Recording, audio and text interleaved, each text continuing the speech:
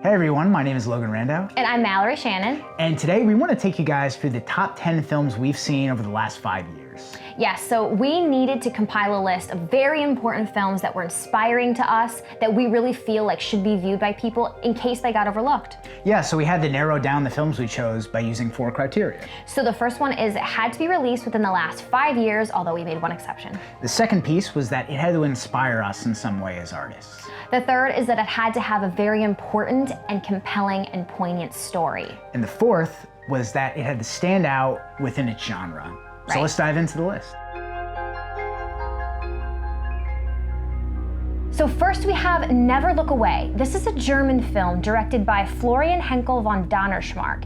It was released in 2018 and it's about post-war Germany. So this follows the life of an artist through his socialist propaganda he had to paint, and then it follows a love story, and it's a very beautiful, compelling film that tells such an important and poignant story. It just covers the entire human experience and how somebody sort of recovers from a traumatic experience like the Holocaust. Right, and it has so many important themes of like gentrification and eugenics and all of these things that happened during that time period that are so important to shed light on, but through the lens of an artist. And so he kind of portrayed such evil, but he portrayed it with such beauty that it made it so captivating. And it combines all those themes in a really unique way that I had never seen before, because it's this artist who has some trauma from Nazi Germany trying to find sort of his voice within the art world that changed so much from the 30s to the 40s. I think it goes all the way to the 70s, all the while, navigating relationships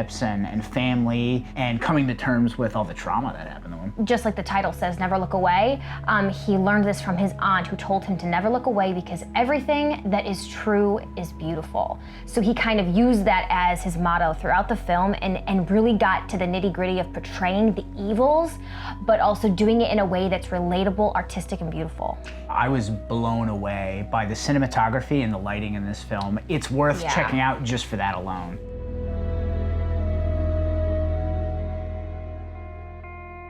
Okay, so next up is a 2017 psychological thriller directed by Lynn Ramsey titled You Were Never Really Here. So this one stars one of my favorite actors, Joaquin Phoenix, as this hulking gun for hire named Joe. And Joe is really troubled guy. He attempts to take his life several times in the film, but he receives a job for a senator to rescue his daughter, Nina, who's been sold into sex trafficking. So that's where we find Joe in the beginning of the film. And the reason I love this film so much is when you hear that synopsis, you might think, I've seen a million things like that. It sounds like Taken. Right.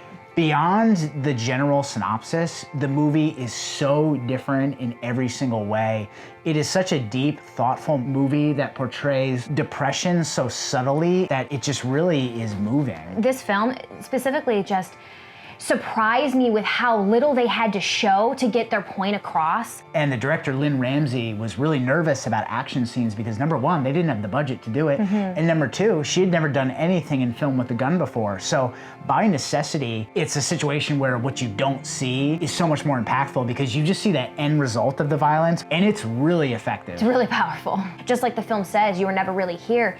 He really does believe the world would be better without him. So you kind of have to go through his emotions and how that plays out throughout the film. Yeah, and he fantasizes about suicide. I mean, there's a scene in a restaurant where he just fantasizes about shooting himself in the head, and to just see that visually played out is really disturbing and chilling.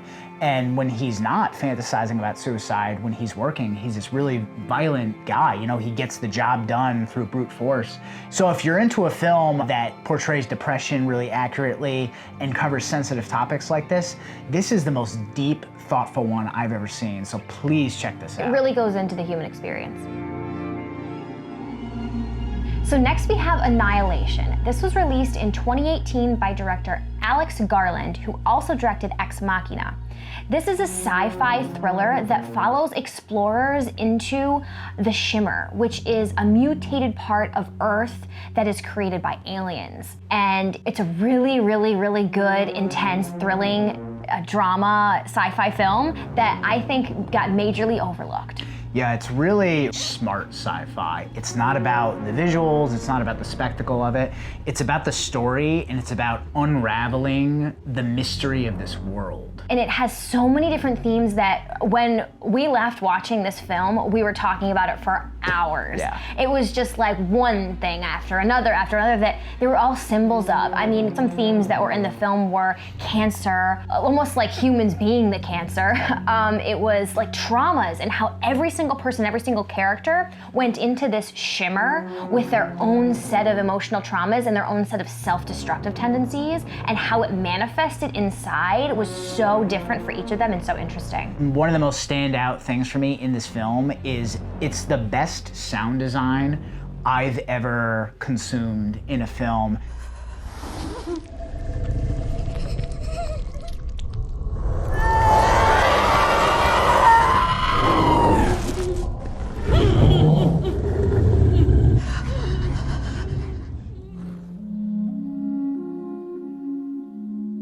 So next up, we're going to talk about one of my favorite horror films of all time, 2018's Hereditary, directed by Ari Aster.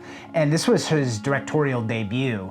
So Hereditary is first and foremost, it's a family drama. So it is about a family coping with a lot of loss. So the film opens up with Toni Collette's character. She had just lost her mother, there's a funeral, and she's starting to kind of see traces of her. She's a miniature artist, and she'll be working on, a little set, and she'll hear something or she'll see something. So right from the get-go, this is a film that's gonna cover some paranormal things as well. But the first half of the film is totally about the drama. And this family continues to experience really, really traumatic loss throughout the film. And what gripped us so much is the performances. When Toni Collette is mourning and dealing with loss in this film, it is so uncomfortable to watch. It is the best portrayal of grief, of real grief that I've ever seen, and it makes you really feel it. It's really intense. Her performance is outstanding, and we are shocked she was nominated for an Oscar. Combine that with Colin Stetson's score, which I found out he composed 85 minutes of music for this film, and it took him 16-hour days to get this done. It's so haunting, and the way they use sound and the cinematography is so standout for the genre. So it's a type of film that, beyond the story, for any sort of cinema lover, there is just so much to offer. There's a lot to unpack, and it's so not straightforward. So of course you're gonna think, oh, paranormal, family grief, but it means a lot more than what it is. Ari Aster is an artist when it comes to really putting unconventional things to work. He and Robert Eggers, those are the guys to watch. So check out Hereditary, and if you like that, he's got some other good ones coming out. So next we have Coherence. This was directed by James Ward Burkett, and it was released in 2013. We had to add it to the list because of how impactful this movie was for us personally, and how unique and unlike anything else I've ever seen. So this movie follows 8 friends that are at a dinner table having a gathering during a comet. And this comet is responsible for a lot of really interesting things, parallel realities. And so throughout this film, it's like a mystery, horror, a really interesting portrayal of what this dinner turned into.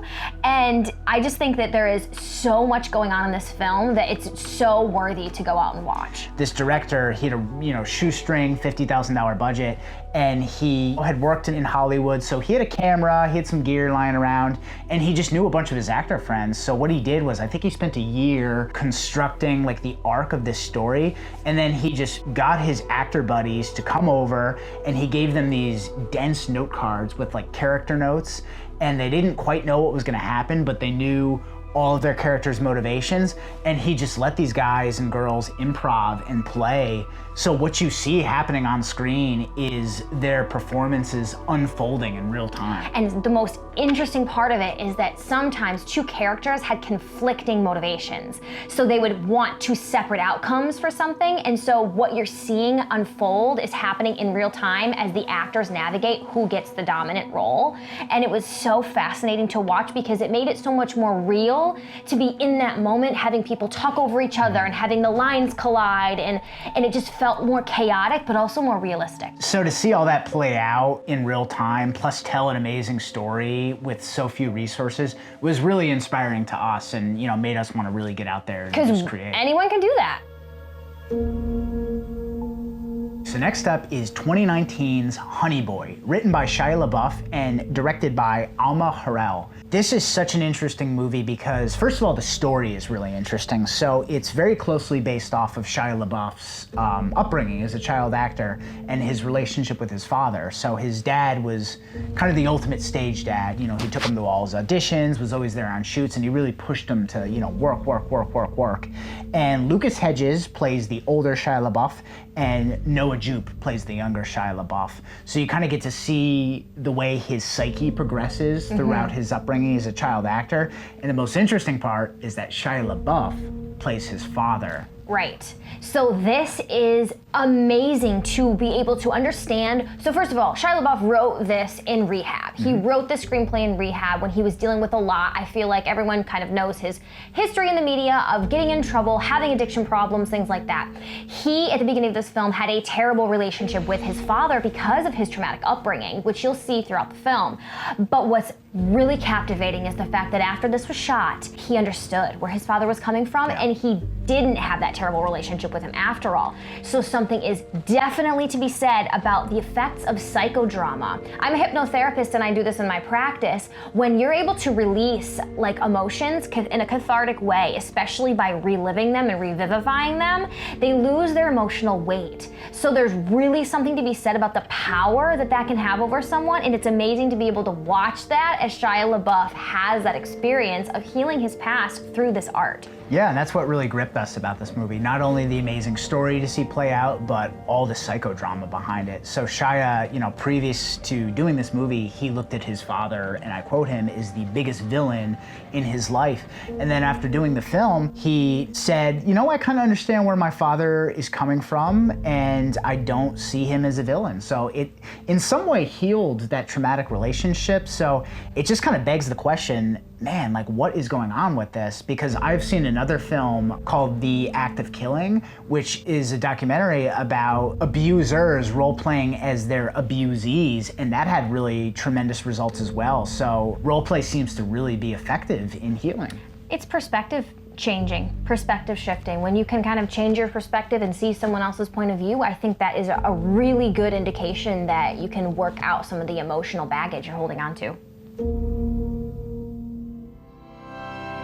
So next we have A Ghost Story, directed by David Lowery, released in 2017. It follows a man who is recently deceased. He returns as a ghost to his life in his home, overlooking his wife and different time periods.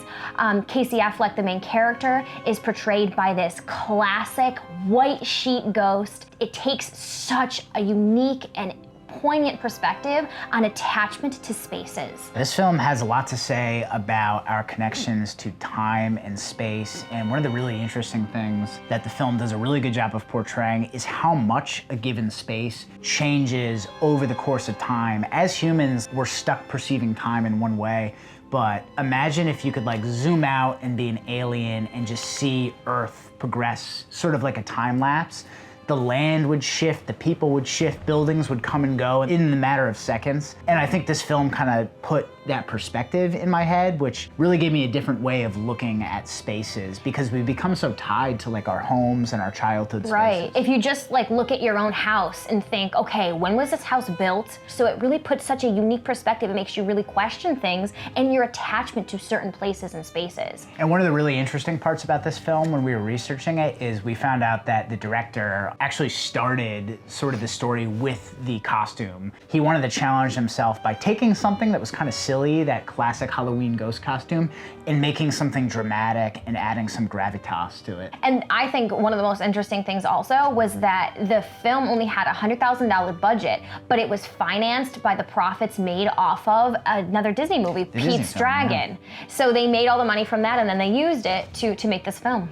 and he kept production under wraps because he was really unsure, man, is this thing gonna be good? So he didn't wanna like spread the word and then have it, you know, suck. So they filmed in secret. So check it out if you like really poignant stories about space and time.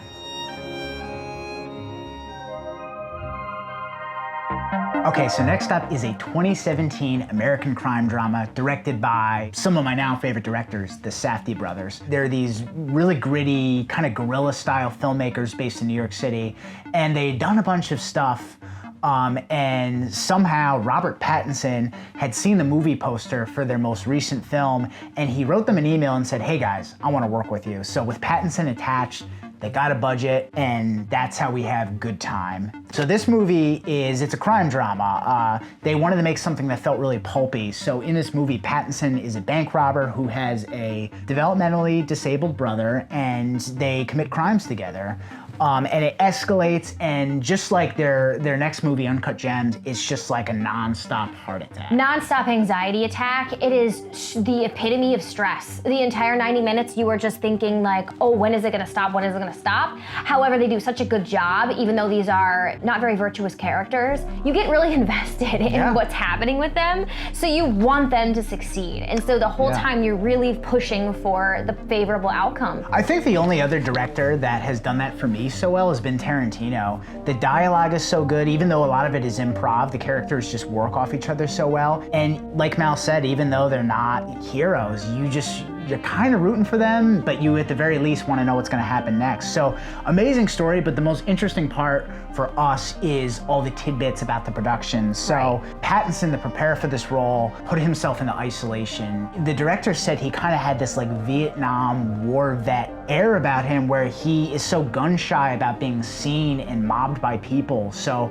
he was really able to embrace this role because people didn't recognize him in costume. But they talked about when they were location scouting, Pattinson would be in, you know, the city and somebody would whip out a phone and he would just go into PTSD mode and he would know what to do and would just kind of hulk into the shadows. So what he did to prepare was he rented out a Harlem basement, just ate tuna every day to lose weight, didn't wash the sheets, didn't take out the trash, and they said they'd come to visit him and it would just smell like rotting fish. It just really gets into the culture. You see the culture of New York City, you see what's going on, you see all the people, and the people that acted in it are real people in New York City. Yeah, the Safdie brothers are born and raised New York guys. This is a New York film. So it is the most accurate interpretation of what really happens in these places, which I think is so fascinating that they're able to just kind of like guerrilla style shoot things in real time, in real life. I can't say enough good things about it. If you're okay with an anxiety attack, check this film out. Yeah. You won't be able to take your eyes away. So next we have Blind Spotting. This was released in 2018 by director Carlos Lopez Estrada. And this follows an African-American man in his home city of Oakland, California. And the movie is so powerful and so impactful that it covers such important topics like gentrification, police violence, and racism in such a unique and really powerful way. Yeah, I mean, the reason this film is on this list rather than some of the other really great films that had a lot to say about these topics is we felt that this one was very, very subtle and realistic in its portrayal, while as much as I love the other films like The Green Book, Black Klansman, Sorry to Bother You, they could be a little bit ham-fisted with their social commentary. Yeah. This was just really subtle, and the interesting aspect that it covered is because the protagonist is an ex-convict, he's recently out of jail, you get to see sort of the PTSD he has about getting put back into prison. So anytime a cop car goes by, you know, he shudders and instinctively kind of walks faster. And then it also explores his good friend who is sort of a bad influence, who's Caucasian, but is with a African-American woman, and they have a child, so they explore that kind of biracial upbringing and what it's like to raise your child who is a completely different ethnicity than you. I just think it's so important, and especially with, 2 years later, everything that's happened with police brutality and coming to a head in protests and the systemic racism that exists in our society, this was such a really powerful, powerful film. The most memorable scene in a film I've watched in the last 5 years was one of the ending scenes where this character gets to portray and have like a cathartic moment with like kind of the villain of the film through rap. I've never seen anything like it, and it just really took you. And it's just so intense, and the performance is outstanding. So outstanding. We thought for sure, okay, this is gonna be up for some Academy Awards. And yeah, it got passed over, which is why we want to bring some attention to it. So yeah, this is very the relevant, one to say. very powerful. So finally, we'd like to talk about the 2018 Australian Western written and directed by Jennifer Kent titled The Nightingale. Now this film is a really, really heavy, almost difficult to watch film because it deals with a really dark time in history. It takes place in 1825 during what's referred to as the Black War, and this is when British colonists were invading Tasmania and enslaving and murdering and raping the Aboriginals. So this film deals with an Irish convict who was sent to Tasmania, which was considered hell on earth, the worst place to go as a convict, and an atrocity is committed against her. She loses everyone she loves, so she embarks on a revenge story. And so it just follows her and the evolution of her beliefs and her being through this journey of revenge. And so it's really intoxicating. It's very brutal. It's brutal and it's morbid and it's raw, but it's real because these things really happened. We felt that this was such an important movie to put on this list and such an important story to tell because it shines light on a lot of human history. And so for that story to be told in the most pure way was really educational, enlightening, and sad. And I am ashamed to say I didn't know about this particular story. So Tasmania, if you don't know, is off the coast of Australia. You know, we grew up in the States being taught so much about the Native Americans, but what happened here is an atrocity as well, and people need to know about this. This film got a lot of controversy when it premiered. 31 filmgoers, where it premiered in Australia, walked out because there is really intense rape scenes and violence, but Jennifer Kent said, I don't want to make a well-behaved period piece. I am going to portray what happened to these people realistically. Right. And she worked with a council of Aboriginal elders and got their blessing, and they brought the language into the film, which had been spoken on film for the first time ever. It's a nearly extinct language. So she wanted to tell their story with the real people, and it did it justice. You can't romanticize these things. We need to know about it. We need to learn about it, and this experience takes you for a raw journey into what that was like for people. I'd like to end discussing this film by letting you know the questions that Jennifer Kent wanted to explore in making this. And she said she was in a really bizarre headspace at the time, that, you know, she had seen all the violence going on the planet, so she asked herself, what are the alternatives to violence and revenge, and how do we retain our humanity in dark times? So this film does a really tremendous job of exploring both those questions. So highly recommended. I mean, out of anything you can watch, it's a must watch. All right, everybody, so that concludes our list of the top 10 films we've seen over the last 5 years. Yes, thank you so much for tuning in. It was so incredibly hard to compile this list. We really had to take really amazing films off, so we would love to give an honorable mentions and check these out if you have time. Uncut Gems, Joker, Portrait of a Lady on Fire, Shoplifters, Okja, Moonlight, The Florida Project, and Ex Machina. So if there's anything you've seen that you think we should be crucified for not putting on this list, go ahead and drop it down in the comments below. Let us know. Let us know, because we'd love to check it out. So thanks again for watching. Thank you. Stay tuned.